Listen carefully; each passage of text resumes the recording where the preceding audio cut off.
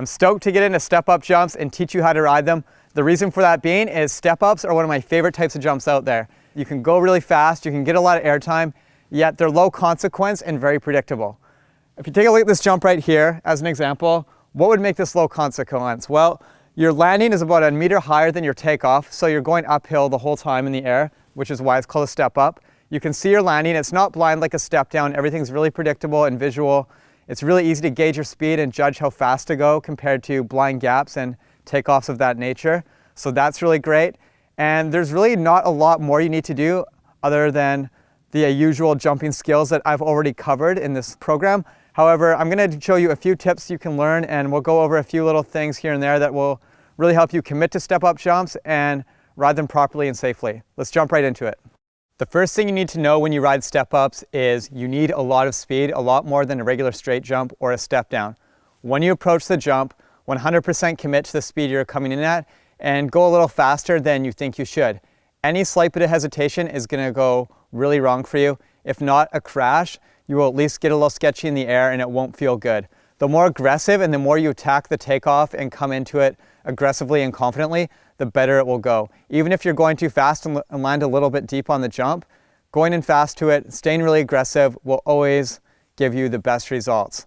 Step-up jumps generally have longer and taller takeoffs than step downs or other styles of jumps. For that reason, you're on the lip for a longer period of time. When you're on the jump for a longer period of time, that means you need to slow down your movements. Don't try to pop right away and boost really hard just so you can get up that landing. If the landing seems too high and far away, that means you're probably just going too slow. On the lip, you generally want to try boosting off the takeoff because that will get you up and over. You generally don't want to scrub a step up unless you're really comfortable on the jump and it's intentional.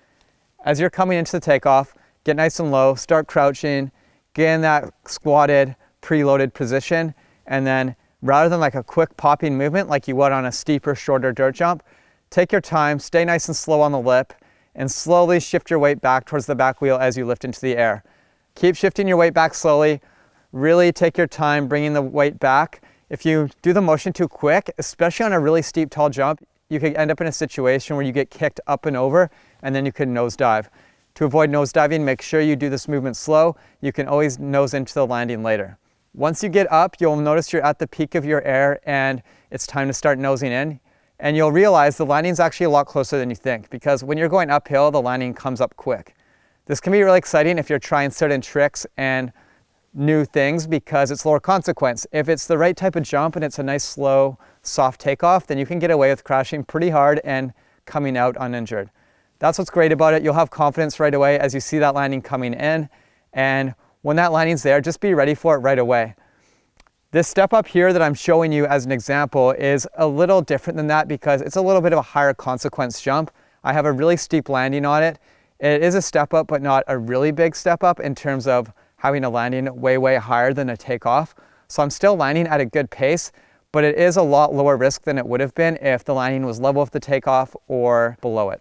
Unlike a steep dirt jump or a step down, you're not really gonna pop up and then down into the landing. You're more so going to be going up and then the landing is going to be right there below you. What that means is you just have to be ready for it a little sooner than usual, and you don't have to nose in so much, which is why you can really take your time on that takeoff, leaning back and shifting your weight back, because it's not such an up and down motion. It's more of just like up, and then land. So it's just a really mellow, predictable, bring the nose in. I find if I'm a little back tire heavy, I can suck the bike up into me by lifting my knees up and straightening out my arms. Just those basic nosing in motions that aren't aggressive at all, just nice and subtle. That will really help you land smoothly and feel out the landing. Once you've done the same jump a few times over and over, step-ups will really start to make sense. For the most part, a lot of step-up jumps feel very similar to each other. If you're hitting a step-up jump and you feel like you're gonna crash, there's a few ways you can approach this. If it's a smaller jump, stay on your bike, keep that back tire low, and kind of try to land in a manual position because you'll probably be on a more tabletop jump that's going uphill.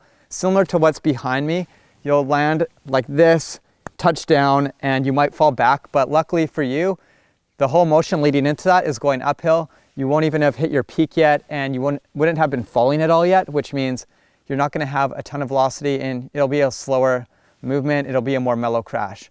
If it's a bigger gap step up and it's a higher consequence one, definitely ditch off your bike. You'll be at the same part of the air when you're peaking and you have to let go.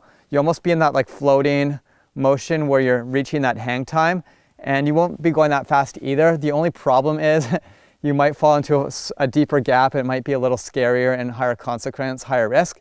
The bonus of ditching off your bike is you can get a little more distance, and sometimes you can make it to the face of the landing without your bike, and that will mean you'll slide down the landing and you'll be a little safer than you would have been just holding on. To wrap up the video, I want to give you 3 takeaways to bring with you that will really help you think about what to do. Number 1, come into the jump faster than you think. The first time you hit a step up, it's very likely that you'll case it and not overshoot it. So just come into it a little quicker. Number 2, come into the jump aggressively and fast, yet don't have really quick movements. Slow down your movements on the takeoff. Usually step-up jumps have longer takeoffs as well. That's why you have to go faster off them. So really take your time, shift your weight back slowly, and don't do a quick boosting up and down motion like you would on a steeper dirt jump or step down. Really slow things down and keep it nice and easy and relaxed. And finally, number 3, a landing is going to come up quicker than you think, yet you're usually not going to have to nose into it so heavily compared to other types of jumps. So don't worry about it, just stay relaxed, soak your bike up into you by lifting your legs up, extend those arms, and just get ready for that takeoff and prepare to land smooth.